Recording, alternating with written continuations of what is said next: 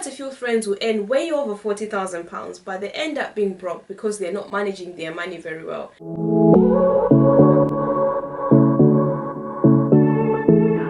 Hi good people, and welcome back to Her Flawless Finances. My name is Tari and I'm here to help you manage your money and build your wealth. So today I'm going to be sharing with you one of the simplest ways of budgeting, and I'm even going to be sharing with you the spreadsheet which I use on a monthly basis to track my money. So you may be wondering what budgeting is. Budgeting is simply a plan that helps you to track your income, expenses, debt and your savings. Having everything in one whole picture will help you to know what is going on in your financial life. It doesn't matter how much you earn, but if you don't budget, you might find that you end up being broke or not having enough money to use. It is really important that you actually start budgeting to help you track every single penny that comes into your bank account and make sure that every penny has a purpose. If you're new to the channel and you want to learn more about managing your money, building your wealth, increasing your income, or even developing your career, then consider subscribing to the channel for more videos like this. So let's get right into it. I'm just going to be using my laptop and I will be sharing with you the budget tracker, and I'm just going to walk you through the budget tracker, and hopefully it sort of makes sense when I'm doing it and you can see it on the screen as well. If you open your budget tracker, you'll see that the first section is the income. So you want to list down all the income that you have. So I've got two incomes on here because I use it for myself and my husband. So you just want to come here and put in your income. So I'll just put in rough figures. So let's say you earn around £1,800, and then income two, I'll just leave it blank for now, just for this example purposes. And then rental, maybe you've got a property and you're renting it out, and I'll just put £700. You get £700 income. You get £700 income on a monthly basis. And then I will come here, side hustle income. If you've got side jobs or side hustle that you have, I'll just put in £1,000 here. So you'll see that we've got our total income on here. So obviously you have to list this depending on how many types of income you have. And then I'll go on to the next section, expenses. So I've broken the expenses into two categories. So first, you've got the fixed expenses. So these are normally the expenses which are usually the same every single month. They don't really change, obviously, unless if your contract changes or whatever, but usually they're the same. And usually these are like the most important ones. These are your bills. You want to make sure that you pay your bills enough. And then you've got the variable expenses, and these variable expenses, they change on a monthly basis depending obviously on your need.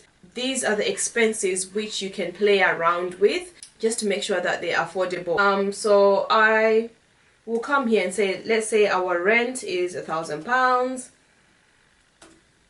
and then we'll say telephone bill, we just say £20. I'm just putting rough figures, really. I know this might be more than that. TV, I'll just put another £50 depending on what you pay for. £40, gas £50, electricity, I'll just say £70. I'll just say these are the fixed expenses that I'll just put in for this example. And then variable expenses, your groceries, let's say probably you spend about I'll say £200. This is just on an individual basis if you cook every day. And then fuel, I'll just say probably £50 depending. Some people, they go to work every single day. And then you've got parking, I'll just leave that, and I'll just leave that. Childcare, so clothing, I'll just put maybe I want to spend £100 on a monthly basis. Dining out, I'll just put £200, obviously depending on what you want to do. And so if I come to the top, you will notice that my income here is showing that my budgeted income is £3,500. That's what I'm expecting to get. And then total spent is £2,020 based on everything that I've put on here in my expenses. You will notice that I'm still left with this 1,480.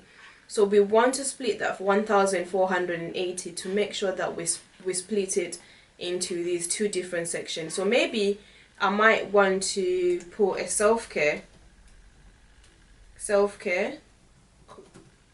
here. So I'll put maybe another £200 in my self-care, just to make sure that I have money to do whatever I want to do. And then I'll come here and then I'll say car lease, maybe you're paying £400 a month for your car. And then personal loan, let's say you've got a loan, you might want to put in £100 a month to make sure that you pay that loan off in time. Credit card, again, I'll put £100 a month. So you notice that after putting in the expenses and, you know, paying my debt, I'm still left with this £680.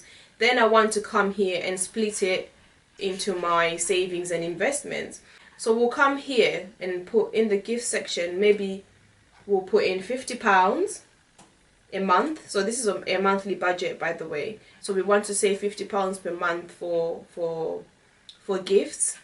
And then we'll put in maybe around £200 a month for holiday. For holidays, maybe you want to go on a holiday next year, so start saving now. And then if you're saving for your emergency fund, you might want to put £100 in there. And then you'll notice that I'm still left with this £330 here. So then you want to just come here and split it within the house and the investment savings. So I'll put £200 on a house and I am left with £130. Then I'll just say the £130 I will invest it. So you will notice that we are left with nothing here. So the income was 3,500 and the total spent was 3,500, and this is called a zero-based budget.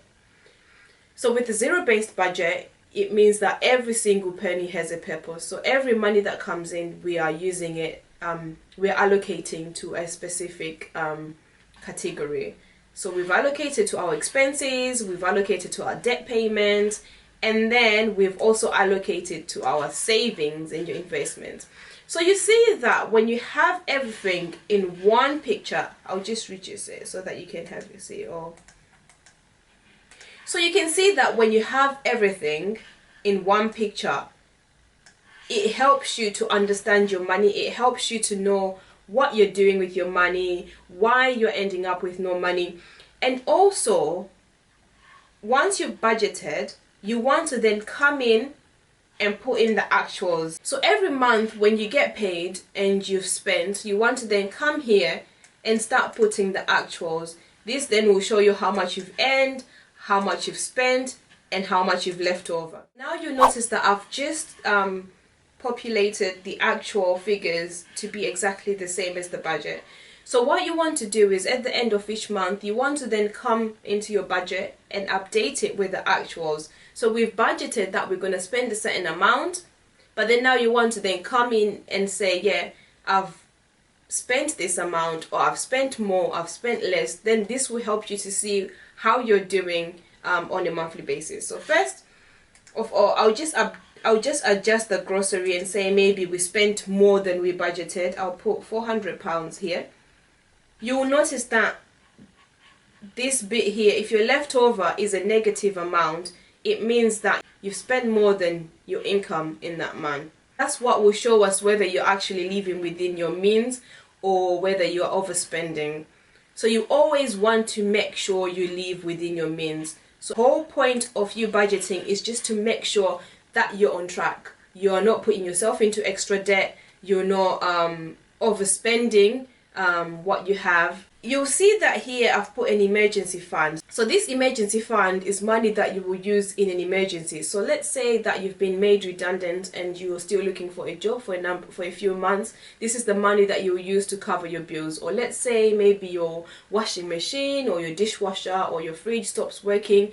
This is the money that you end up using for those kind of emergencies. So you always want to make sure that you've got a pot of money saved in your emergency fund or savings account, I'll say, in your savings account for these sort of emergencies. So it's always good to have an emergency fund, because then this will stop you from then having to borrow to cover these emergencies.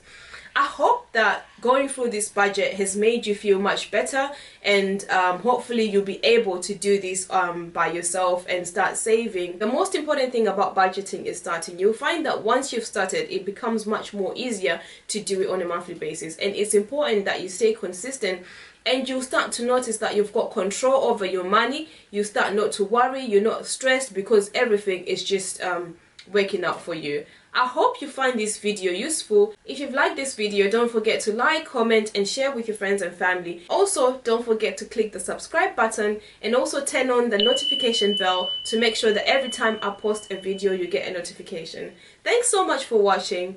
Goodbye.